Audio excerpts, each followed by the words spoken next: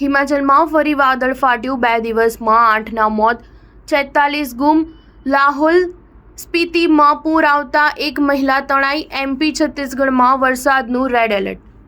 હિમાચલ પ્રદેશમાં શુક્રવારે ફરી વાદળ ફાટ્યું। લાહોલ સ્પીતિની પિનખીણમાં ગઈકાલે સાંજે 6 વાગે વાદળ ફાટવાના કારણે પૂર આવ્યું હતું। તેમાં એક મહિલા તણાઈ ગઈ હતી। પોલીસને મોડી સાંજે મહિલાની લાશ મળી હતી। આ પહેલા ગુરુવારે હિમાચલમાં 5 સ્થળોએ વાદળ ફાટવાને કારણે ભારે તારાજી સર્જાઈ હતી। આમાં અત્યાર સુધીમાં 7 લોકોના મોત થયા છે અને 46 લોકો ગુમ છે।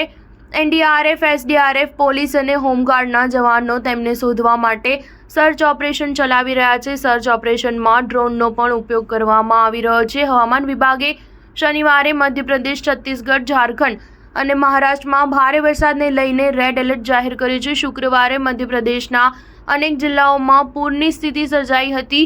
કોલાર, તવા, બરગી સહિત 9 મોટા ડેમના દરવાજા ખોલવા પડ્યા। છત્તીસગઢના ધમતરીનો ગંગરેલ ડેમ 46% ભરાઈ ગયો છે। શુક્રવારે સિઝનમાં પ્રથમ વખત તમામ 14 દરવાજા અડધા કલાક માટે ખોલવામાં આવ્યા હતા। આ દરમિયાન મહાનદીમાં પૂર સામે પહોંચી વળવા માટે મોક ડ્રીલ પણ હાથ ધરવામાં આવી છે। હવામાન વિભાગે આગામી 24 કલાક દરમિયાન ઝારખંડમાં ભારે વરસાદની આગાહી કરી છે।